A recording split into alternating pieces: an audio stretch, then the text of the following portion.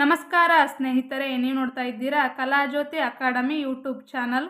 ಈ ಒಂದು ವಿಡಿಯೋದಲ್ಲಿ ನಾನು B.Ed 4th ಸೆಮಿಸ್ಟರ್ಗೆ ಸಂಬಂಧಿಸಿದ ಎಜುಕೇಷನಲ್ ಅಡ್ಮಿನಿಸ್ಟ್ರೇಷನ್ ಆ್ಯಂಡ್ ಮ್ಯಾನೇಜ್ಮೆಂಟ್ ಶೈಕ್ಷಣಿಕ ಆಡಳಿತ ಮತ್ತು ನಿರ್ವಹಣೆ ಎಂಬ ವಿಷಯದಲ್ಲಿನ ಅಧ್ಯಾಯ 1ರ ಪ್ರಶ್ನೋತ್ತರಗಳನ್ನು ತಿಳಿಸ್ಕೊಡ್ತೀನಿ. ಇವು ಪರೀಕ್ಷಾ ದೃಷ್ಟಿಯಿಂದ ಅತ್ಯಂತ ಪ್ರಮುಖವಾಗಿವೆ. ಈ ಒಂದು ವಿಡಿಯೋ ನಿಮಗೆ ಇಷ್ಟ ಆದರೆ ವಿಡಿಯೋಗೊಂದು ಲೈಕ್ ಮಾಡಿ, ವಿಡಿಯೋನ ನಿಮ್ಮ ಸ್ನೇಹಿತರಿಗೂ ಕೂಡ ಶೇರ್ ಮಾಡಿ, ಚಾನಲ್ನ ಸಬ್ಸ್ಕ್ರೈಬ್ ಮಾಡಿ. ಶೈಕ್ಷಣಿಕ ಆಡಳಿತದ ಪರಿಕಲ್ಪನೆ. ಶಿಕ್ಷಣವು ಒಂದು ಸಾಮಾಜಿಕ ಕಾರ್ಯವಾಗಿದ್ದು, ಶಿಕ್ಷಣದ ಗುರಿ ಉದ್ದೇಶಗಳನ್ನು ತಲುಪುವಲ್ಲಿ ಕೆಲವು ನಿರ್ದಿಷ್ಟವಾದ ಕಾರ್ಯಕ್ರಮಗಳನ್ನು ಹಮ್ಮಿಕೊಳ್ಳುತ್ತದೆ. ಶಿಕ್ಷಣವು ವ್ಯವಸ್ಥಿತವಾದ ಆಡಳಿತ ಹೊಂದಿದ್ದು, ದೊರೆಯುವ ಸಂಪನ್ಮೂಲಗಳನ್ನು ಬಳಸಿಕೊಂಡು ಪರಿಣಾಮಕಾರಿಯಾಗಿ ಕಾರ್ಯನಿರ್ವಹಿಸುತ್ತದೆ. ಈಗೇನು ನಮಗೆ ಲಭ್ಯವಿರುವಂತಹ ಸಂಪನ್ಮೂಲಗಳನ್ನು ಬಳಸಿಕೊಂಡು ಪರಿಣಾಮಕಾರಿಯಾಗಿ ಕಾರ್ಯವನ್ನು ನಿರ್ವಹಿಸುವಲ್ಲಿ ಈ ಒಂದು ಶೈಕ್ಷಣಿಕ ಆಡಳಿತ ಅನ್ನೋದು ತುಂಬ ಸಹಕಾರಿಯಾಗಿದೆ. ಈ ಒಂದು ಶೈಕ್ಷಣಿಕ ಆಡಳಿತ ಎಂಬ ಪದವನ್ನು ನಾವು ಆಂಗ್ಲ ಭಾಷೆಯಲ್ಲಿ ಅಡ್ಮಿನಿಸ್ಟ್ರೇಷನ್ ಅಂತ ಕರಿತೀವಿ. ಇದು ಲ್ಯಾಟಿನ್ ಭಾಷೆಯ ಅಡ್ಮಿನಿಸ್ಟರ್ ಎಂಬ ಪದದಿಂದ ಬಂದಿದೆ. ಹಾಗಂದ್ರೆ ಏನಪ್ಪ ಅಂದ್ರೆ ಅಡ್ಮಿನಿಸ್ಟರ್ ಅಂದ್ರೆ ನಿಯಂತ್ರಿಸುವುದು, ವ್ಯವಸ್ಥೆ ಮಾಡುವುದು ಹಾಗೂ ಕಾರ್ಯನಿರ್ವಹಿಸುವುದು ಎಂಬ ಅರ್ಥವನ್ನು ನೀಡುತ್ತದೆ. ಶೈಕ್ಷಣಿಕ ಆಡಳಿತದ ಅರ್ಥ. ಡಾಕ್ಟರ್ ಜಸ್ವಂತ್ ಸಿಂಗ್ ರವರ ಪ್ರಕಾರ ಶಾಲಾ ಆಡಳಿತವು ಶೈಕ್ಷಣಿಕ ಪ್ರಕ್ರಿಯೆಯ ಅಚ್ಚು. ಶಾಲಾ ಆಡಳಿತ ಅನ್ನೋದು ಒಂದು ಶೈಕ್ಷಣಿಕ ಪ್ರಕ್ರಿಯೆಯಲ್ಲಿ ಒಂದು ಅಚ್ಚಿದ್ದಂಗೆ, ಅದು ಇರಲೇಬೇಕು. ಆಡಳಿತ ಇಲ್ಲಾರ್ದ ಯಾವುದೇ ಒಂದು ಶೈಕ್ಷಣಿಕ ಪ್ರಕ್ರಿಯೆ ಪೂರ್ಣಗೊಳ್ಳಲು ಸಾಧ್ಯವಿಲ್ಲ. ನೆಕ್ಸ್ಟ್, ಮೊದಲಿಯಾರ್ ಆಯೋಗದ ಪ್ರಕಾರ ಶಿಕ್ಷಣದ ಕಾರ್ಯಚಟುವಟಿಕೆ ನಿರ್ದಿಷ್ಟವಾದ ಕಾರ್ಯಕ್ರಮ ಹಾಕಿಕೊಳ್ಳಲು ಸಹಕಾರಿಯಾಗುವುದೇ ಶೈಕ್ಷಣಿಕ ಆಡಳಿತವಾಗಿದೆ. ನಾವು ಶಿಕ್ಷಣಕ್ಕೆ ಸಂಬಂಧಪಟ್ಟಂತೆ ಯಾವುದೇ ಒಂದು ಕಾರ್ಯಚಟುವಟಿಕೆಯನ್ನು, ನಿರ್ದಿಷ್ಟವಾದ ಕಾರ್ಯಕ್ರಮಗಳನ್ನು ಹಾಕಿಕೊಳ್ಳಲು ಸಹಾಯವನ್ನು ಮಾಡುವಂಥದ್ದು ಯಾವುದಪ್ಪ ಅಂದ್ರೆ ಅದು ಶೈಕ್ಷಣಿಕ ಆಡಳಿತವಾಗಿದೆ. ಶೈಕ್ಷಣಿಕ ಆಡಳಿತದ ಮಹತ್ವ. ಮೊದಲನೇ ಪಾಯಿಂಟ್, ಮಕ್ಕಳ ಸರ್ವಾಂಗೀಣ ವ್ಯಕ್ತಿತ್ವದ ವಿಕಸನಕ್ಕೆ ಸಹಕಾರಿಯಾಗಿದೆ. ಈ ಶೈಕ್ಷಣಿಕ ಆಡಳಿತದ ಸಹಾಯದಿಂದ ಮಕ್ಕಳ ಸರ್ವತೋಮುಖ ವ್ಯಕ್ತಿತ್ವದ ವಿಕಾಸ ಮಾಡಲಿಕ್ಕೆ ಸಾಧ್ಯವಾಗ್ತೈತಿ. ಎರಡನೇ ಪಾಯಿಂಟು, ಶಾಲೆಯ ಆಡಳಿತದಲ್ಲಿ ದಕ್ಷತೆಯನ್ನು ತರಲು. ಶೈಕ್ಷಣಿಕ ಆಡಳಿತ ಇತ್ತಂದ್ರೆ ಆ ಶಾಲೆಯ ಆಡಳಿತದಲ್ಲಿ ದಕ್ಷತೆ ಇರ್ತೈತಿ, ಒಂದು ಪ್ರಭುತ್ವ ಇರ್ತೈತಿ. ಮೂರನೇ ಪಾಯಿಂಟ್, ಸಮಾಜದ ಏಳಿಗೆಯನ್ನುಂಟು ಮಾಡುವುದು. ಸಮಾಜದ ಏಳಿಗೆಯನ್ನುಂಟು ಮಾಡಲು ಶೈಕ್ಷಣಿಕ ಆಡಳಿತ ಅವಶ್ಯಕ. ನೆಕ್ಸ್ಟ್ ಪಾಯಿಂಟ್, ವಿದ್ಯಾರ್ಥಿಗಳಲ್ಲಿ ಸಾಮಾಜಿಕ ಗುಣಗಳನ್ನು ಬೆಳೆಸಲು. ವಿದ್ಯಾರ್ಥಿಗಳಲ್ಲಿ ನಾವು ಸಾಮಾಜಿಕ ಮೌಲ್ಯಗಳನ್ನು, ಸಾಮಾಜಿಕ ಗುಣಗಳನ್ನು ಬೆಳೆಸುವಲ್ಲಿ ಈ ಒಂದು ಶೈಕ್ಷಣಿಕ ಆಡಳಿತ ನಮಗೆ ಸಹಾಯ ಮಾಡುತ್ತಾ. ಪ್ರಜಾಪ್ರಭುತ್ವದ ತತ್ವಗಳನ್ನು ಮೈಗೂಡಿಸಿಕೊಳ್ಳಲು. ಪ್ರಜಾಪ್ರಭುತ್ವ ಅಂದರೆ ಫ್ಲೆಕ್ಸಿಬಿಲಿಟಿ ಇರುತ್ತೆ. ಇಲ್ಲಿ ಸಂದರ್ಭಾನುಸಾರ ಬದಲಾವಣೆಗಳಿಗೆ ಅವಕಾಶ ಇರುತ್ತಾ, ಎಲ್ಲರೂ ಮಾತನಾಡಲು ಅವಕಾಶ ಇರುತ್ತಾ. ಅಂತಹ ಒಂದು ಪ್ರಜಾಪ್ರಭುತ್ವದ ತತ್ವಗಳನ್ನು ಮೈಗೂಡಿಸಿಕೊಳ್ಳುವಲ್ಲಿ ಈ ಒಂದು ಆಡಳಿತ ಏನು ಮಾಡ್ತಾರೆ, ನಮ್ಗೆ ಸಹಾಯವನ್ನು ಮಾಡ್ತೈತಿ. ನೆಕ್ಸ್ಟ್ ಪಾಯಿಂಟ್, ಶಾಲಾ ಸಮಗ್ರ ಕಾರ್ಯಕಲಾಪಗಳನ್ನು ವ್ಯವಸ್ಥೆಗೊಳಿಸಲು ಸಹಕಾರಿಯಾಗಿದೆ. ಶಾಲೆಗೆ ಸಂಬಂಧಪಟ್ಟಂತೆ ಸಮಗ್ರ ಅಂದರೆ ಎಲ್ಲ ಕಾರ್ಯಚಟುವಟಿಕೆಗಳನ್ನು ರೂಪಿಸಲು, ವ್ಯವಸ್ಥೆಗೊಳಿಸಲು, ಅದನ್ನು ನಡೆಸ್ಕೊಂಡು ಹೋಗೋಕೆ ಈ ಒಂದು ಶೈಕ್ಷಣಿಕ ಆಡಳಿತ ಅವಶ್ಯಕವಾಗಿದೆ. ಅದರ ಮಹತ್ವದ ಪಾತ್ರವನ್ನು ವಹಿಸ್ತೈತಿ. ಸಂಸ್ಥೆಯ ಉದ್ದೇಶಗಳನ್ನು ಸ್ಥಾಪಿಸಲು. ಯಾವುದೇ ಒಂದು ಸಂಸ್ಥೆ ಗುರಿ ಉದ್ದೇಶಗಳನ್ನು ಹೊಂದಿ ಸ್ಥಾಪನೆಯಾಗಿರುತ್ತೆ. ಅಂತಹ ಒಂದು ಸಂಸ್ಥೆಯ ಗುರಿ ಉದ್ದೇಶಗಳನ್ನು ಸ್ಥಾಪಿಸುವಲ್ಲಿ ಶೈಕ್ಷಣಿಕ ಆಡಳಿತ ಮಹತ್ವದ ಪಾತ್ರವನ್ನು ನಿರ್ವಹಿಸ್ತೈತಿ. ದೇಶದ ಸಂಸ್ಕೃತಿ ಮತ್ತು ಪರಂಪರೆಯನ್ನು ರಕ್ಷಿಸಲು. ನಮ್ಮ ದೇಶದ ಭವ್ಯ ಸಂಸ್ಕೃತಿ ಹಾಗೂ ಭವ್ಯ ಪರಂಪರೆಯನ್ನು ರಕ್ಷಣೆ ಮಾಡುವಲ್ಲಿ ಶೈಕ್ಷಣಿಕ ಆಡಳಿತವು ಸಹಕಾರಿಯಾಗಿದೆ. ನೆಕ್ಸ್ಟ್ ಪಾಯಿಂಟ್, ಶಾಲೆಗಳಲ್ಲಿ ಅಪವ್ಯಯ ಹಾಗೂ ನಿಲುಗಡೆಯನ್ನು ತಡೆಗಟ್ಟುವುದು. ನಮ್ಮ ಶಾಲೆಯಲ್ಲಿ ಅಪವ್ಯಯ ಅಂದರೆ ಮಧ್ಯದಲ್ಲೇ ಮಕ್ಕಳು ಶಾಲೆಯನ್ನು ಬಿಡೋದು, ಅನುತ್ತೀರ್ಣರಾಗೋದು, ಅದೇ ಕ್ಲಾಸ್ನಲ್ಲಿ ಮತ್ತೆ ಮತ್ತೆ ಉಳ್ಕೊಳ್ಳೋದಕ್ಕೆ ನಿಲುಗಡೆ, ಅನುತ್ತೀರ್ಣರಾಗಿ ಅದೇ ಕ್ಲಾಸಲ್ಲಿ ಇರೋದಕ್ಕೆ ನಿಲುಗಡೆ ಅಂತೀವಿ. ಇಂಥ ಒಂದು ನಿಲುಗಡೆ ಮತ್ತು ಅಪವ್ಯಯವನ್ನು ತಡೆಗಟ್ಟುವಲ್ಲಿ ಶೈಕ್ಷಣಿಕ ಆಡಳಿತ ಸಹಕಾರಿಯಾಗಿದೆ. ವಿವಿಧ ವಿದ್ಯಾಸಂಸ್ಥೆಗಳ ಸಹಕಾರವನ್ನು ಪಡೆದುಕೊಳ್ಳಲು ಸಹಕಾರಿಯಾಗಿದೆ. ಬೇರೆ ಬೇರೆ ವಿದ್ಯಾಸಂಸ್ಥೆಗಳ ಸಹಕಾರವನ್ನು ಪಡೆದುಕೊಳ್ಳುವಲ್ಲಿ ಇದು ಸಹಾಯವನ್ನು ಮಾಡ್ತೈತಿ. ಲಾಸ್ಟ್ ಪಾಯಿಂಟ್, ಮಕ್ಕಳನ್ನು ಉತ್ತಮ ಪ್ರಜೆಗಳನ್ನಾಗಿ ಮಾಡಲು. ನಾವು ಶಾಲೆಯಲ್ಲಿ ಮಕ್ಕಳನ್ನು ಒಬ್ಬ ಉತ್ತಮ ಪ್ರಜೆಯನ್ನಾಗಿ ಮಾಡಬೇಕು ಅನ್ನುವಂಥ ಉದ್ದೇಶವನ್ನು ಹೊಂದೀವಿ. ಅಂತಹ ಒಂದು ಉದ್ದೇಶವನ್ನು ಈಡೇರಿಸುವಲ್ಲಿ ಶೈಕ್ಷಣಿಕ ಆಡಳಿತವು ಸಹಕಾರಿಯಾಗಿದೆ. ನೆಕ್ಸ್ಟ್ ಒಂದು, ಶೈಕ್ಷಣಿಕ ಆಡಳಿತ ಮತ್ತು ನಿರ್ವಹಣೆಯಲ್ಲಿರುವ ವ್ಯತ್ಯಾಸ. ಹಾಗಾದರೆ ಶೈಕ್ಷಣಿಕ ಆಡಳಿತ ಅಂದ್ರೇನು, ನಿರ್ವಹಣೆ ಅಂದರೆ ನಾವೆರಡಕ್ಕೂ ಏನು ವ್ಯತ್ಯಾಸ ಐತೆ ಅನ್ನೋದನ್ನು ನಾವು ತಿಳಿದುಕೊಳ್ಳೋಣ. ಮೊದಲನೇದಾಗಿ ಶೈಕ್ಷಣಿಕ ಆಡಳಿತ, ಆಮೇಲೆ ಈ ಕಡೆ ಶೈಕ್ಷಣಿಕ ನಿರ್ವಹಣೆ ಅಂತ ಐತ್ರಿ. ಆಡಳಿತವು ಸಂಸ್ಥೆಯ ಧ್ಯೇಯ ಧೋರಣೆಗಳನ್ನು ನಿರ್ಧರಿಸುವುದು. ಶೈಕ್ಷಣಿಕ ಆಡಳಿತ ಏನು ಮಾಡ್ತಾರೆ, ಒಂದು ಸಂಸ್ಥೆಗೆ ಸಂಬಂಧಪಟ್ಟಂತೆ ಧ್ಯೇಯ ಅಂದರೆ ಗುರಿ, ಧ್ಯೇಯ ಧೋರಣೆ ಅಂದರೆ ಗುರಿ ಉದ್ದೇಶಗಳನ್ನು ನಿರ್ಧರಿಸುವಂಥ ಕೆಲಸವನ್ನು ಮಾಡ್ತೈತಿ. ಶೈಕ್ಷಣಿಕ ನಿರ್ವಹಣೆ ಏನು ಮಾಡುತ್ತಪ್ಪ ಅಂದ್ರೆ, ನಿರ್ವಹಣೆಯು ಆಡಳಿತವು ನಿರ್ಧರಿಸಿದ ಧ್ಯೇಯ ಧೋರಣೆಗಳನ್ನು, ಇಟ್ ಮೀನ್ಸ್ ಗುರಿ ಉದ್ದೇಶಗಳನ್ನು ಕಾರ್ಯರೂಪಕ್ಕೆ ತರುವಂಥ ಕೆಲಸವನ್ನು ಮಾಡ್ತೈತಿ. ನೆಕ್ಸ್ಟ್ ಪಾಯಿಂಟ್, ಆಡಳಿತವು ಸಂಸ್ಥೆಯ ಉದ್ದೇಶಗಳನ್ನು ನಿಶ್ಚಯಿಸುತ್ತದೆ. ಆಡಳಿತ ಏನು ಮಾಡ್ತಾರೆ, ಒಂದು ಸಂಸ್ಥೆಗೆ ಸಂಬಂಧಪಟ್ಟಂಥ ಉದ್ದೇಶಗಳನ್ನು ನಿಶ್ಚಯವನ್ನು ಮಾಡ್ತೈತಿ. ನಿರ್ವಹಣೆಯು ಈ ಉದ್ದೇಶಗಳನ್ನು ಈಡೇರಿಸಲು ಪ್ರಯತ್ನವನ್ನು ಮಾಡುತ್ತದೆ. 3ನೇ ಪಾಯಿಂಟು, ಆಡಳಿತವು ಗುರಿ ಉದ್ದೇಶಗಳನ್ನು ನೇರವಾಗಿ ಕಾರ್ಯರೂಪದಲ್ಲಿ ತರುವುದಿಲ್ಲ. ಇದು ಗುರಿ ಉದ್ದೇಶಗಳನ್ನು ನೇರವಾಗಿ ಕಾರ್ಯರೂಪಕ್ಕೆ ತರಲ್ಲ, ಆದರೆ ನಿರ್ವಹಣೆಯು ಮುಖ್ಯ ಗುರಿ ಉದ್ದೇಶಗಳನ್ನು ಕಾರ್ಯರೂಪಕ್ಕೆ ತರ್ತೈತಿ. ಪ್ರಮುಖವಾದಂಥ ಗುರಿ ಉದ್ದೇಶಗಳನ್ನು ಕಾರ್ಯರೂಪಕ್ಕೆ ತರುವಂಥ ಕೆಲಸವನ್ನು ಶೈಕ್ಷಣಿಕ ನಿರ್ವಹಣೆಯು ಮಾಡ್ತೈತಿ. 4ನೇ ಪಾಯಿಂಟು, ಆಡಳಿತಗಾರರು ಸಂಸ್ಥೆಯ ಸಂಪೂರ್ಣವಾದ ಅಧಿಕಾರವನ್ನು ಹೊಂದಿರುತ್ತಾರೆ. ಆಡಳಿತದಲ್ಲಿ ಆಡಳಿತಗಾರ ಏನು ಮಾಡ್ತಾರೆ, ಒಂದು ಸಂಸ್ಥೆಗೆ ಸಂಬಂಧಪಟ್ಟಂಥ ಸಂಪೂರ್ಣವಾದ ಅಧಿಕಾರವನ್ನು ಹೊಂದಿರ್ತಾರೆ.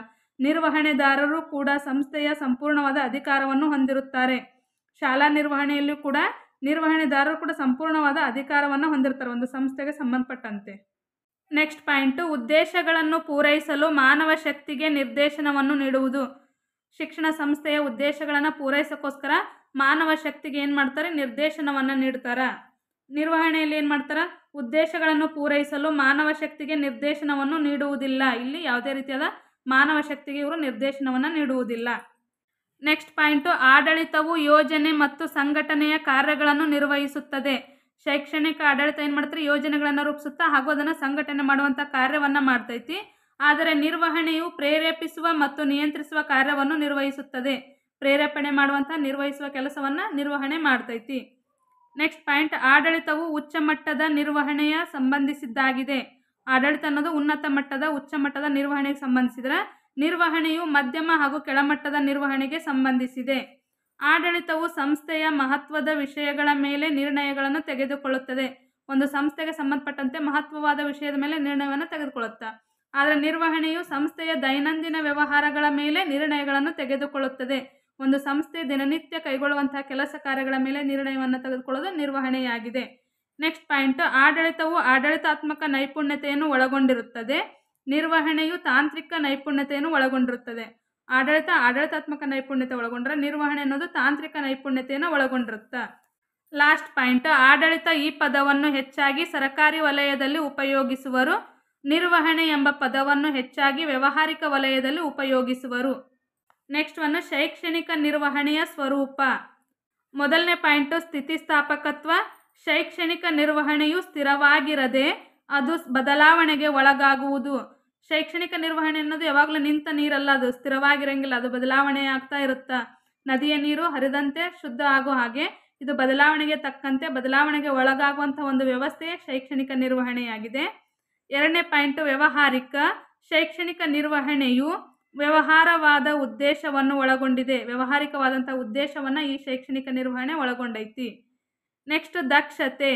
ಶೈಕ್ಷಣಿಕ ನಿರ್ವಹಣೆಯು ದಕ್ಷತೆಯಿಂದ ಕೂಡಿದೆ. ಶೈಕ್ಷಣಿಕ ನಿರ್ವಹಣೆ ಅನ್ನೋದು ತುಂಬ ದಕ್ಷತೆಯಿಂದ ಕೂಡಿದೆ.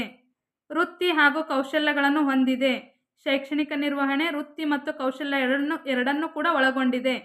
ಶೈಕ್ಷಣಿಕ ನಿರ್ವಹಣೆಯು ಚಲನಾಶಕ್ತಿಯಾಗಿದೆ.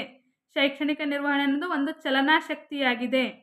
ನೆಕ್ಸ್ಟ್ ಪಾಯಿಂಟ್, ಅಧಿಕಾರದ ಕ್ರಮಬದ್ಧ ವಿಧಾನವಾಗಿದೆ. ಶೈಕ್ಷಣಿಕ ನಿರ್ವಹಣೆ ಅನ್ನೋದು ಅಧಿಕಾರದ ಒಂದು ಕ್ರಮಬದ್ಧವಾದ ವಿಧಾನವಾಗಿದೆ. ಶೈಕ್ಷಣಿಕ ನಿರ್ವಹಣೆಯು ಒಂದು ಸಾಮೂಹಿಕವಾದ ಕಾರ್ಯವಾಗಿದೆ. ಸಾಮೂಹಿಕವಾಗಿ ನಡೆಯುವಂಥ ಒಂದು ಕಾರ್ಯ. ಲಾಸ್ಟ್ ಪಾಯಿಂಟು, ಸಾರ್ವತ್ರಿಕವಾದುದಾಗಿದೆ. ಶೈಕ್ಷಣಿಕ ನಿರ್ವಹಣೆಯು ಸಾರ್ವತ್ರಿಕವಾಗಿ ಎಲ್ಲ ಕಾಲದಲ್ಲಿಯೂ ಕೂಡ ನಡೆಯುವಂಥದ್ದಾಗಿದೆ. ಇದಿಷ್ಟು ಶೈಕ್ಷಣಿಕ ನಿರ್ವಹಣೆಯ ಸ್ವರೂಪ. ಶೈಕ್ಷಣಿಕ ನಿರ್ವಹಣೆಯ ವ್ಯಾಪ್ತಿ. ಶೈಕ್ಷಣಿಕ ನಿರ್ವಹಣೆಯ ವ್ಯಾಪ್ತಿಯು ಬಹು ವಿಶಾಲವಾಗಿದ್ದು ಶಾಲಾ ಆಡಳಿತದಲ್ಲಿ ಜರುಗುವ ಕಾರ್ಯಕ್ಷೇತ್ರವಾಗಿದೆ.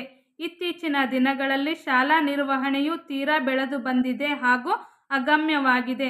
ಇದರ ಕಾರ್ಯಕ್ಷೇತ್ರವು ಹೆಚ್ಚಾಗುತ್ತಿರುವುದರಿಂದ ಇದರ ವ್ಯಾಪ್ತಿಯೂ ಸಹ ವಿಸ್ತಾರವಾಗಿದೆ.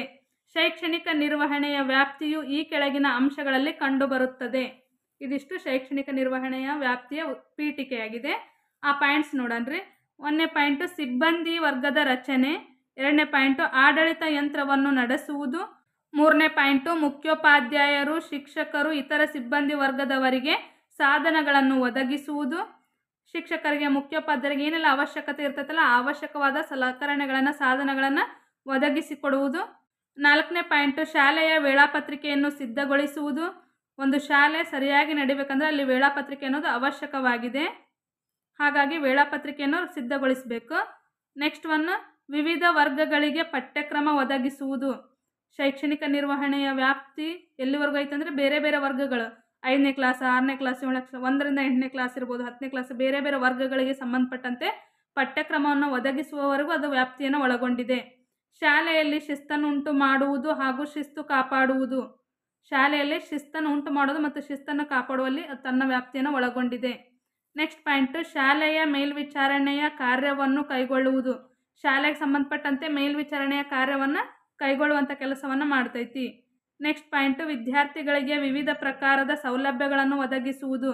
ಮಕ್ಕಳಿಗೆ ಅವಶ್ಯಕವಾಗಿರುವಂಥ ಸೌಲಭ್ಯಗಳನ್ನು ಒದಗಿಸುವ ಕೆಲಸದವರೆಗೂ ಕೂಡ ಶೈಕ್ಷಣಿಕ ನಿರ್ವಹಣೆ ತನ್ನ ವ್ಯಾಪ್ತಿಯನ್ನು ಒಳಗೊಂಡಿದೆ. ಶಾಲಾ ದಾಖಲೆಗಳನ್ನು ಇಡುವುದು. ಶಾಲೆಗೆ ಸಂಬಂಧಪಟ್ಟಂತೆ ಪ್ರತಿಯೊಂದು ದಾಖಲೆಯನ್ನು ಕೂಡ ವ್ಯವಸ್ಥಿತವಾಗಿ ಇಡುವುದು ಅದರ ವ್ಯಾಪ್ತಿಗೆ ಬರ್ತೈತಿ. ನೆಕ್ಸ್ಟ್, ಶೈಕ್ಷಣಿಕ ಸಮಗ್ರ ಕಾರ್ಯಚಟುವಟಿಕೆಯನ್ನು ಕೈಗೊಳ್ಳುವುದು. ಶೈಕ್ಷಣಿಕವಾಗಿ ಸಮಗ್ರವಾದಂತಹ ಕಾರ್ಯಚಟುವಟಿಕೆಗಳನ್ನು ಕೈಗೊಳ್ಳುವಂತಹ ಕೆಲಸವನ್ನು ಮಾಡ್ತೈತಿ. ನೆಕ್ಸ್ಟ್ ಪಾಯಿಂಟ್, ಆಡಳಿತ ಯಂತ್ರವು ಸುಗಮವಾಗಿ ನಡೆಯುವಂತೆ ನೋಡಿಕೊಳ್ಳುವುದು. ಶೈಕ್ಷಣಿಕ ನಿರ್ವಹಣೆ ವ್ಯಾಪ್ತಿ ಆಡಳಿತ ಯಂತ್ರವನ್ನು ತುಂಬ ಸುಗಮವಾಗಿ ಸುಲಭವಾಗಿ ನಡೆದುಕೊಂಡು ಹೋಗುವಂತೆ ನೋಡಿಕೊಳ್ಳುವವರೆಗೂ ತನ್ನ ವ್ಯಾಪ್ತಿಯನ್ನು ಒಳಗೊಂಡೈತಿ. ನೆಕ್ಸ್ಟ್ ಪಾಯಿಂಟ್, ಶೈಕ್ಷಣಿಕ ಸಂಶೋಧನೆಗಳನ್ನು ಕೈಗೊಳ್ಳಲು ಸದವಕಾಶವನ್ನು ಕಲ್ಪಿಸಿಕೊಡುವುದು. ಶೈಕ್ಷಣಿಕವಾಗಿ ಸಂಶೋಧನೆಗಳನ್ನು ಕೈಗೊಳ್ಳಕ ಅವಕಾಶವನ್ನು ಕಲ್ಪಿಸಿಕೊಡ್ತೈತಿ. ನೆಕ್ಸ್ಟ್ ಒನ್, ವಿದ್ಯಾರ್ಥಿಗಳ ಸಾಧನೆಗಳ ಮೌಲ್ಯಮಾಪನವನ್ನು ಮಾಡುವುದು. ವಿದ್ಯಾರ್ಥಿಗಳ ಸಾಧನೆಗಳನ್ನು ಮೌಲ್ಯಮಾಪನ ಮಾಡುವಲ್ಲಿ ತನ್ನ ವ್ಯಾಪ್ತಿಯನ್ನು ಒಳಗೊಂಡಿದೆ. ವಿದ್ಯಾರ್ಥಿಗಳ ಆರೋಗ್ಯ ಹಾಗೂ ಶಾರೀರಿಕ ಶಿಕ್ಷಣದ ಮೇಲ್ವಿಚಾರಣೆ ಮಾಡುವುದು. ಶೈಕ್ಷಣಿಕ ನಿರ್ವಹಣೆಯ ವ್ಯಾಪ್ತಿಯು ವಿದ್ಯಾರ್ಥಿಗಳ ಆರೋಗ್ಯ ಹಾಗೂ ಶಾರೀರಿಕ ಶಿಕ್ಷಣದ ಮೇಲ್ವಿಚಾರಣೆಯವರೆಗೂ ಕೂಡ ವ್ಯಾಪಿಸಿದೆ. ಉಪಸಂಹಾರ, ಒಟ್ಟಿನಲ್ಲಿ ಶೈಕ್ಷಣಿಕ ನಿರ್ವಹಣೆಯ ವ್ಯಾಪ್ತಿಯು ಅತಿ ವಿಸ್ತೃತವಾದುದೆಂದು ಮೇಲಿನ ಅಂಶಗಳಿಂದ ಕಂಡುಬರುವುದು. ಇದರ ವ್ಯಾಪ್ತಿಯು ದಿನೇ ದಿನೇ ಬೀದಿಗೆಯ ಚಂದ್ರಮನಂತೆ ಅಭಿವೃದ್ಧಿ ಹೊಂದುತ್ತಿದೆ. ಶೈಕ್ಷಣಿಕ ನಿರ್ವಹಣೆಯ ಅವಶ್ಯಕತೆ ಅಥವಾ ಮಹತ್ವ. ಮೊದಲನೇ ಪಾಯಿಂಟು, ಮಕ್ಕಳಿಗೆ ಸೂಕ್ತವಾದ ಮಾರ್ಗದರ್ಶನವನ್ನು ನೀಡಲು ಸಹಕಾರಿಯಾಗಿದೆ. ನಾವು ಮಕ್ಕಳಿಗೆ ಉತ್ತಮ ರೀತಿಯಾದ ಸೂಕ್ತವಾದಂಥ ಮಾರ್ಗದರ್ಶನವನ್ನು ನೀಡುವಲ್ಲಿ ಶೈಕ್ಷಣಿಕ ನಿರ್ವಹಣೆ ಅವಶ್ಯಕ. ಶಾಲಾ ಆಡಳಿತದಲ್ಲಿ ದಕ್ಷತೆಯನ್ನು ಉಂಟು ಮಾಡಲು, ಶಾಲೆಯ ಆಡಳಿತದಲ್ಲಿ ದಕ್ಷತೆಯನ್ನು ತರಲು ಶೈಕ್ಷಣಿಕ ನಿರ್ವಹಣೆ ಅವಶ್ಯಕ. ವಿದ್ಯಾರ್ಥಿಗಳಿಗೆ ಅಗತ್ಯವಾದ ಸೌಲಭ್ಯಗಳನ್ನು ಒದಗಿಸಲು ಅವಶ್ಯಕವಾಗಿದೆ. ನಾಲ್ಕನೇ ಪಾಯಿಂಟು, ಶಿಕ್ಷಣದ ಮೂಲಕ ಸಮಾಜದ ಪ್ರಗತಿಯನ್ನು ಸಾಧಿಸಲು ಅವಶ್ಯಕವಾಗಿದೆ. ಐದನೇ ಪಾಯಿಂಟು, ನಾಡಿನ ಸಂಸ್ಕೃತಿ ಹಾಗೂ ಪರಂಪರೆಯನ್ನು ರಕ್ಷಿಸಲು ಅವಶ್ಯಕ. ಆರನೇ ಪಾಯಿಂಟು, ಇಚ್ಛಿತವಾದ ಗುರಿ ಉದ್ದೇಶಗಳನ್ನು ಪೂರೈಸಲು ಸಹಕಾರಿ. ಇಚ್ಛಿತ ಅಂದರೆ ನಾವು ಅಂದುಕೊಂಡಂತಹ, ನಾವು ಇಟ್ಟಂತಹ ಗುರಿ ಉದ್ದೇಶಗಳನ್ನು ಪೂರೈಸಿಕೊಳ್ಳುವಲ್ಲಿ ಈ ಶೈಕ್ಷಣಿಕ ನಿರ್ವಹಣೆ ಅವಶ್ಯಕವಾಗಿದೆ. ನಿಲುಗಡೆ ಹಾಗೂ ಅಪವ್ಯಯ ತಡೆಗಟ್ಟಲು ಸಹಕಾರಿಯಾಗಿದೆ. ನಮ್ಮ ಶಾಲೆಯಲ್ಲಿ ನಿಲುಗಡೆಯಾಗುವಂಥ ಮತ್ತು ಅಪವ್ಯಯ ಆಗುವಂಥದ್ದನ್ನು ತಡೆಗಟ್ಟುವಂಥ ಕೆಲಸವನ್ನು ಮಾಡ್ತೈತಿ. ಮಕ್ಕಳು ಅನುತ್ತೀರ್ಣರಾಗೋದನ್ನು ತಪ್ಪಿಸುವಂಥ ಕೆಲಸ.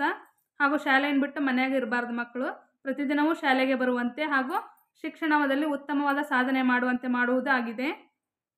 ಶಾಲಾ ಸಂಸ್ಥೆಗಳಲ್ಲಿ ಆರೋಗ್ಯಕರವಾದ ವಾತಾವರಣವನ್ನು ಉಂಟು ಮಾಡಲು ಅವಶ್ಯಕವಾಗಿದೆ.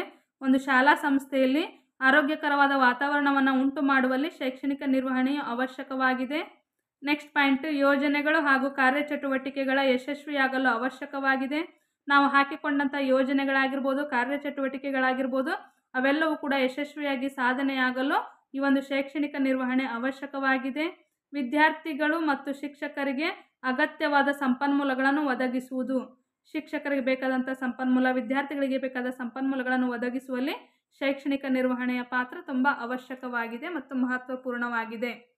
ಶಿಕ್ಷಣ ಸಂಸ್ಥೆಯು ಒಂದು ವ್ಯವಸ್ಥಾ ನಿಗಮನ. ಪೀಠಿಕೆ, ವ್ಯವಸ್ಥಾ ಅಭಿಗಮನವು ಯೋಜಿತ ಸಿದ್ಧಾಂತವಾಗಿದ್ದು ವೈಜ್ಞಾನಿಕ ಯುಗದ ಕೊಂಡಿಯಾಗಿದೆ. ವ್ಯವಸ್ಥಾ ಅಭಿಗಮನ ಎಂಬ ಪದವು ಜನ್ಮ ತಾಳಿದ್ದು ಎರಡನೇ ಮಹಾಯುದ್ಧದ ಕಾಲದಲ್ಲಿ. ಯುದ್ಧದ ಅನೇಕ ರೀತಿ ನೀತಿಗಳನ್ನು ಉಪಯೋಗಿಸುವುದಕ್ಕಾಗಿ ಈ ಪರಿಕಲ್ಪನೆಯನ್ನು ಉಪಯೋಗಿಸಲಾಯಿತು. ಇತ್ತೀಚೆಗೆ ಇದನ್ನು ಶಿಕ್ಷಣ ರಂಗದಲ್ಲಿಯೂ ಕೂಡ ಬಳಸಲಾಗುತ್ತಿದೆ. ಹಾಗಾದರೆ ವ್ಯವಸ್ಥಾ ಅಭಿಗಮನದ ಅರ್ಥವೇನು? ಅರ್ಥ, ಇದು ಜೀವಶಾಸ್ತ್ರದ ಮೂಲದಿಂದ ಉತ್ಪತ್ತಿಯಾದದ್ದು. ಈ ಪದವನ್ನು ಪ್ರಥಮವಾಗಿ ಬೆರತಲಾನ್ ಫಿ ಎಂಬುವವರು ಉಪಯೋಗಿಸಿದರು. ಇದು ಒಟ್ಟಾಗಿರುವಿಕೆಯನ್ನು ಸೂಚಿಸುತ್ತದೆ. ಕ್ರಮಾನುಗತಿ ಕಲಿಕೆಯಾಗಿದೆ. ಇದು ಕ್ರಮಾನುಗತವಾದ ಕಲಿಕೆಯನ್ನು ಸೂಚಿಸುತ್ತದೆ. ಜಾನ್ಸನ್ ರವರ ಪ್ರಕಾರ ನಿಯೋಜಿಸಿದಂತಹ ಗುರಿಯನ್ನು ತಲುಪಲು ರೂಪಿಸಿರುವ ಅಂಶಗಳ ಸಮೂಹಕ್ಕೆ ವ್ಯವಸ್ಥಾ ಕ್ರಮ ಎನ್ನುವರು. ನಾವೇನು ಮಾಡಬೇಕಂತೇಳಿ ನಿಯೋಜನೆ ಮಾಡಿರ್ತೀವಲ್ಲ, ಆ ನಿಯೋಜಿಸಿದಂತಹ ಗುರಿಗಳನ್ನು ತಲುಪಲು ರೂಪಿಸಿರುವ ಅಂಶಗಳ ಸಮೂಹಕ್ಕೆ ವ್ಯವಸ್ಥಾ ಕ್ರಮ ಅಂತೇಳಿ ಕರೆದವರು ಯಾರಪ್ಪ ಅಂದ್ರೆ ಜಾನ್ಸನ್ ರವರು. ನೆಕ್ಸ್ಟ್ RL ಅಕಾಫ್ ರವರ ಪ್ರಕಾರ ಪರಸ್ಪರ ಸಂಬಂಧವಿರುವ ಮತ್ತು ಪರಸ್ಪರ ಅವಲಂಬಿತವಾದ ಅಂಶಗಳ ಸಮೂಹವೇ ವ್ಯವಸ್ಥೆಯಾಗಿದೆ. ಇದೊಂದು ಸ್ವಲ್ಪ ನೆನಪಿಟ್ಕೊಳ್ಳೋಕೆ ಈಜಿ ಐತೆ ನೋಡ್ರಿ. ಪರಸ್ಪರ ಸಂಬಂಧವಿರುವ ಮತ್ತು ಪರಸ್ಪರ ಅವಲಂಬಿತವಾಗಿರುವ ಅಂಶಗಳ ಸಮೂಹವೇ ವ್ಯವಸ್ಥೆಯಾಗಿದೆ. ಹಾಗಾದರೆ ವ್ಯವಸ್ಥೆಯ 2 ಪ್ರಕಾರಗಳು. ಮೊದಲನೇದಾಗಿ ನೈಸರ್ಗಿಕ ವ್ಯವಸ್ಥೆ, ಇನ್ನೊಂದು ಮಾನವ ನಿರ್ಮಿತ ವ್ಯವಸ್ಥೆ. 2 ರೀತಿಯಾದ ವಿಧಗಳನ್ನು ನಾವು ಕಾಣ್ತೀವಿ. ಶಿಕ್ಷಣ ಸಂಸ್ಥೆಯು ಒಂದು ವ್ಯವಸ್ಥಾ ನಿಗಮನ. ಹಾಗಾದರೆ ಶಿಕ್ಷಣ ಸಂಸ್ಥೆ ಒಂದು ವ್ಯವಸ್ಥಾ ನಿಗಮನ ಅಂತ ಅನ್ಬೇಕಂದ್ರೆ ಏನು ಕಾರಣ? ಯಾಕೆ ನಾವು ಹಾಗೆ ಕರಿತೀವಿ? ಶೈಕ್ಷಣಿಕ ವ್ಯವಸ್ಥೆಯನ್ನು ಒಂದು ಯಂತ್ರಕ್ಕೆ ಹೋಲಿಸಬಹುದು. ಇದರಲ್ಲಿಯ ಸರ್ವ ಭಾಗಗಳು ಪರಸ್ಪರ ಅವಲಂಬಿತವಾಗಿವೆ. ಇದಲ್ಲದೆ ಅವುಗಳ ಆಂತರಿಕ ಕಾರ್ಯವೂ ಕೂಡ ಕ್ರಿಯಾಶೀಲವಾಗಿದೆ. ಯಂತ್ರವು ವಿವಿಧ ಭಾಗಗಳಿಂದ ಕೂಡಿರುವುದು. ಉದಾಹರಣೆಗೆ ಎಂಜಿನ್, ಚಕ್ರಗಳು, ಸ್ಟೇರಿಂಗ್ ಮುಂತಾದ ಭಾಗಗಳನ್ನು ಒಂದು ಯಂತ್ರವು ಒಳಗೊಂಡಿರುತ್ತದೆ. ಶೈಕ್ಷಣಿಕ ವ್ಯವಸ್ಥೆಯ ಘಟಕಾಂಶಗಳು ಇನ್ಪುಟ್ಟು, ಪ್ರೊಸೆಸ್, ಔಟ್ಪುಟ್ ಅಂದರೆ ಆಗಮನಾಂಗ, ಪ್ರಕ್ರಿಯೆ ಮತ್ತು ನಿರ್ಗಮನಾಂಗ. ಪರಿಸರ ಬರ್ತೈತ್ರಿ, ಸುತ್ತು ಕಡೆ ಪರಿಸರ ಇರ್ತೈತ್ರಿ. ಪರಿಸರ ಪರಿಸರ ಪರಿಸರ ಈ ಥರ ಡೈಗ್ರಾಮ್ ಹಾಕಬೇಕು. ಇಲ್ಲಿ ಆಗಮನಾಂಗ ಇನ್ಪುಟ್ ಒಳಗೆ ಯಾರು ಬರ್ತಾರ? ಶಿಕ್ಷಕ, ವಿದ್ಯಾರ್ಥಿಗಳು, ಆಡಳಿತಗಾರರು ಮತ್ತು ಬೋಧನಾ ಸಾಮಗ್ರಿಗಳು ಬರ್ತಾವೆ. ಇಲ್ಲಿ ಪ್ರೊಸೆಸ್ ಪ್ರಕ್ರಿಯೆಯೊಳಗೆ ಬೋಧನೆ, ಕಲಿಕೆ, ಪರೀಕ್ಷೆಗಳು ಬರ್ತಾವ್ರಿ. ಮೌಲ್ಯಮಾಪನ, ಪರೀಕ್ಷೆ ಇವೆಲ್ಲ ಬರ್ತಾವೆ. ಹಾಗಾದರೆ ಔಟ್ಪುಟ್ ನಿರ್ಗಮನಾಂಗದೊಳಗೆ ಏನೇನು ಬರ್ತಾವೆ? ಶೈಕ್ಷಣಿಕ ಉದ್ದೇಶಗಳ ಈಡೇರಿಕೆ. ನಾವು ಹಾಕಿಕೊಂಡಂಥ ಗುರಿ ಉದ್ದೇಶಗಳು ಸರಿಯಾಗಿ ಈಡೇರವೋ ಇಲ್ಲೋ, ಅವು ಪೂರ್ಣವಾಗಿ ಪರಿಪೂರ್ಣತೆಯನ್ನು ಕಂಡವೋ ಇಲ್ಲೋ ಅನ್ನುವಂಥದ್ದು ಔಟ್ಪುಟ್ನಲ್ಲಿ ಗೊತ್ತಾಗತ್ತೆ. ಇದಿಷ್ಟು ಶೈಕ್ಷಣಿಕ ವ್ಯವಸ್ಥೆಯ ಘಟಕಾಂಶಕ್ಕೆ ಸಂಬಂಧಪಟ್ಟಂಥ ಚಿತ್ರ. ನೆಕ್ಸ್ಟ್ ಒನ್ನು ಶೈಕ್ಷಣಿಕ ವ್ಯವಸ್ಥೆಯ ಅಭಿಗಮನದ ಹಂತಗಳು. ಒಟ್ಟಾರೆಯಾಗಿ ಇಲ್ಲಿ 9 ಹಂತಗಳದಾವ್ರಿ. ಮೊದಲನೇ ಹಂತ ಸಮಸ್ಯೆಯನ್ನು ಗುರುತಿಸುವುದು. ನಾವು ಯಾವುದೇ ಒಂದು ಕೆಲಸವನ್ನು ಮಾಡಬೇಕಾದ್ರೆ ಮೊದಲು ಸಮಸ್ಯೆಯನ್ನು ಗುರುತಿಸಬೇಕು. ಅಂತೆಯೇ ಈ ಒಂದು ಶೈಕ್ಷಣಿಕ ವ್ಯವಸ್ಥೆ ಅಭಿಗಮನದ ಮೊದಲನೇ ಹಂತವು ಕೂಡ ಸಮಸ್ಯೆಯನ್ನು ಗುರುತಿಸುವುದು. ಎರಡನೇ ಹಂತ ನಿರ್ದಿಷ್ಟ ಉದ್ದೇಶಗಳನ್ನು ರಚನೆ ಮಾಡುವುದು. ಸಮಸ್ಯೆಗೆ ಪೂರಕವಾದಂತಹ ನಿರ್ದಿಷ್ಟವಾದ ಉದ್ದೇಶಗಳನ್ನು ರಚನೆ ಮಾಡಬೇಕು. 3ನೇ ಪಾಯಿಂಟು ಉದ್ದೇಶಗಳ ಕಾರ್ಯ ವಿಶ್ಲೇಷಣೆಯನ್ನು ಮಾಡಬೇಕು. 4ನೇ ಪಾಯಿಂಟು ಪ್ರಸ್ತುತ ವ್ಯವಸ್ಥೆಯ ವಿಶ್ಲೇಷಣೆ, ಪ್ರಸ್ತುತವಾಗಿರ್ತಕ್ಕಂಥ ವ್ಯವಸ್ಥೆಯನ್ನು ವಿಶ್ಲೇಷಣೆ ಮಾಡಬೇಕು. 5ನೇ ಹಂತ ವ್ಯವಸ್ಥೆಯ ಯೋಜನೆ, ವಿನ್ಯಾಸ ಹಾಗೂ ಅಭಿವೃದ್ಧಿ ಮಾಡುವುದು. ಒಂದು ವ್ಯವಸ್ಥೆಗೆ ಸಂಬಂಧಪಟ್ಟಂತೆ ಯೋಜನೆಯನ್ನು, ವಿನ್ಯಾಸವನ್ನು, ಅಭಿವೃದ್ಧಿ ಮಾಡುವ ಕೆಲಸವನ್ನು ಮಾಡಬೇಕು. 6ನೇ ಪಾಯಿಂಟು ಯೋಜನೆಯ ಆಯ್ಕೆಯನ್ನು ಮಾಡಬೇಕು. 7ನೇ ಹಂತ ಯೋಜನೆಯ ಕಾರ್ಯಗತಗೊಳಿಸುವಿಕೆ, ನಾವು ಹಾಕಿಕೊಂಡಂಥ ಯೋಜನೆಯನ್ನು ಕಾರ್ಯರೂಪಕ್ಕೆ ತರುವಂಥ ಕೆಲಸವನ್ನು ಮಾಡಬೇಕು. 8ನೇ ಹಂತ ಮೌಲ್ಯಮಾಪನ ಮಾಡಬೇಕು. 9ನೇ ಹಂತ ಹಿನ್ನುಣಿಸುವಿಕೆ, ಫೀಡ್ಬ್ಯಾಕ್, ಪುಷ್ಟೀಕರಣವನ್ನು ಪಡೆದುಕೊಳ್ಳಬೇಕು. ಇಷ್ಟು ಹಂತಗಳನ್ನು 9 ಹಂತಗಳನ್ನು ಅನುಸರಿಸಿ ನಾವು ಶೈಕ್ಷಣಿಕ ವ್ಯವಸ್ಥೆಯಲ್ಲಿ ಅಭಿಗಮನವನ್ನು ಕೈಗೊಳ್ಳಬಹುದಾಗಿದೆ. ನೆಕ್ಸ್ಟ್ ಒನ್ನು ಶಿಕ್ಷಣ ವ್ಯವಸ್ಥೆಯಲ್ಲಿ ಅಭಿಗಮನದ ಉಪಯೋಗಗಳು. ಈ ಒಂದು ಶೈಕ್ಷಣಿಕ ವ್ಯವಸ್ಥೆಯಲ್ಲಿ ಈ ಅಭಿಗಮನ ಯಾಕೆ ಬೇಕು, ಅದರಿಂದ ನಮಗೇನು ಉಪಯೋಗ ಐತಪ್ಪ ಅಂದ್ರೆ, ಮೊದಲನೇ ಪಾಯಿಂಟ್ ಬೋಧನಾ ವ್ಯವಸ್ಥೆಯನ್ನು ಪರಿಣಾಮಕಾರಿಯಾಗಿ ಸುಧಾರಿಸುವುದು. ಈ ಒಂದು ಶೈಕ್ಷಣಿಕ ವ್ಯವಸ್ಥೆಯಲ್ಲಿ ಅಭಿಗಮನ ಅನ್ನುವಂಥದ್ದು ಏನು ಮಾಡ್ತೀರಿ? ಬೋಧನಾ ವ್ಯವಸ್ಥೆಯನ್ನು ಪರಿಣಾಮಕಾರಿಯಾಗಿ ಸುಧಾರಿಸುವಂತಹ ಕೆಲಸವನ್ನು ಮಾಡ್ತೈತಿ. 2ನೇ ಪಾಯಿಂಟು ವಿಶ್ವವಿದ್ಯಾಲಯದ ಸಮಸ್ಯೆಗಳನ್ನು ಪರಿಹರಿಸಲು ಸಹಾಯ ಮಾಡುವುದು. ವಿಶ್ವವಿದ್ಯಾಲಯದ ಹಂತದವರೆಗೂ ಏನಾದರೂ ಸಮಸ್ಯೆಗಳಿದ್ರೆ ಅವುಗಳನ್ನು ಪರಿಹರಿಸುವಂಥ ಕೆಲಸವನ್ನು ಮಾಡುತ್ತಾ. 3ನೇ ಪಾಯಿಂಟು ಪರೀಕ್ಷೆ ಮತ್ತು ಮೌಲ್ಯಮಾಪನ ಪದ್ಧತಿಗಳಲ್ಲಿ ಸುಧಾರಣೆಗಳನ್ನು ತರುವಂಥ ಕೆಲಸವನ್ನು ಮಾಡುತ್ತಾ. ಪರೀಕ್ಷೆ ಆಗಿರ್ಬೋದು, ಮೌಲ್ಯಮಾಪನ ಆಗಿರ್ಬೋದು, ಅವುಗಳ ಪದ್ಧತಿಗಳಾಗಿರ್ಬೋದು, ಅವುಗಳಲ್ಲಿ ಸುಧಾರಣೆ ತರುವಂಥ ಕೆಲಸವನ್ನು ಇದು ಮಾಡ್ತೈತಿ. 4ನೇ ಪಾಯಿಂಟು ಪೂರಕ ಚಟುವಟಿಕೆಗಳನ್ನು ಸಂಘಟಿಸಲು ಅನುಕೂಲ ಮಾಡಿಕೊಡುವುದು. ಪೂರಕವಾದಂಥ ಚಟುವಟಿಕೆಗಳನ್ನು ಸಂಘಟಿಸಲು ಅನುಕೂಲ ಮಾಡುವಂಥ ಕೆಲಸವನ್ನು ಈ ಒಂದು ವ್ಯವಸ್ಥಾ ಅಭಿಗಮನ ಅನ್ನೋದು ಮಾಡ್ತೈತಿ. ನೆಕ್ಸ್ಟ್ ಪಾಯಿಂಟು ವಿದ್ಯಾರ್ಥಿಗಳ ಭಾವನಾತ್ಮಕ ಮತ್ತು ಜ್ಞಾನಾತ್ಮಕ ಬೆಳವಣಿಗೆಗೆ ಅನುಕೂಲಕರವಾದುದು. ವಿದ್ಯಾರ್ಥಿಗಳಿಗೆ ಸಂಬಂಧಪಟ್ಟಂತೆ ಭಾವನಾತ್ಮಕ ಆಗಿರ್ಬೋದು, ಜ್ಞಾನಾತ್ಮಕ ಆಗಿರ್ಬೋದು, ಅವುಗಳ ಬೆಳವಣಿಗೆಗೆ ಅನುಕೂಲಕರವಾಗಿದೆ. ನೆಕ್ಸ್ಟ್ ಪಾಯಿಂಟು ಇದು ತರಬೇತಿ ಮತ್ತು ಅಭಿವೃದ್ಧಿ ಕಾರ್ಯಕ್ರಮಗಳನ್ನು ಸುಧಾರಿಸಲು ಪ್ರೋತ್ಸಾಹಿಸುವುದಾಗಿದೆ. ಯಾವುದೇ ತರಬೇತಿ ಆಗಿರ್ಬೋದು, ಅಭಿವೃದ್ಧಿ ಕಾರ್ಯಕ್ರಮಗಳನ್ನು ಸುಧಾರಿಸಲು ಪ್ರೋತ್ಸಾಹವನ್ನು ಮಾಡ್ತೈತಿ. ನೆಕ್ಸ್ಟ್ ಪಾಯಿಂಟು ಶೈಕ್ಷಣಿಕ ಗುಣಮಟ್ಟವನ್ನು ಹೆಚ್ಚಿಸುವುದು. ಶಿಕ್ಷಣದ ಗುಣಮಟ್ಟವನ್ನು ಹೆಚ್ಚಿಸುವ ಕೆಲಸವನ್ನು ಮಾಡುತ್ತಾ. ನೆಕ್ಸ್ಟ್ ಪಾಯಿಂಟು ವಯಸ್ಕ ಮತ್ತು ಅನೌಪಚಾರಿಕ ಶಿಕ್ಷಣವನ್ನು ವಿನ್ಯಾಸಗೊಳಿಸಲು, ನಿಯಂತ್ರಿಸಲು ಮತ್ತು ಸುಧಾರಿಸಲು ಅಮೂಲ್ಯವಾದ ಸಹಾಯವನ್ನು ನೀಡುವುದು. ನೆಕ್ಸ್ಟ್ ಒನ್ ಶಿಕ್ಷಣ ಮಟ್ಟವನ್ನು ಎಲ್ಲ ವ್ಯಾಪ್ತಿಯಲ್ಲಿ ಹೆಚ್ಚಾಗುವಂತೆ ಮಾಡುವುದು. ಲಾಸ್ಟ್ ಪಾಯಿಂಟ್ ರಾಷ್ಟ್ರೀಯ, ಪ್ರಾದೇಶಿಕ, ಸಾಂಘಿಕ ಮಟ್ಟದಲ್ಲಿ ಶೈಕ್ಷಣಿಕ ಯೋಜನೆಗಳನ್ನು ವ್ಯವಸ್ಥಿತವಾಗಿ ರೂಪಿಸಲು ಸಹಾಯಕವಾಗುತ್ತದೆ. ಮತ್ತೆ ಮುಂದಿನ ವಿಡಿಯೋದೊಂದಿಗೆ ನಾನು ನಿಮ್ಮನ್ನು ಭೇಟಿ ಆಗ್ತೀನಿ. Thanks for watching. ಧನ್ಯವಾದಗಳು.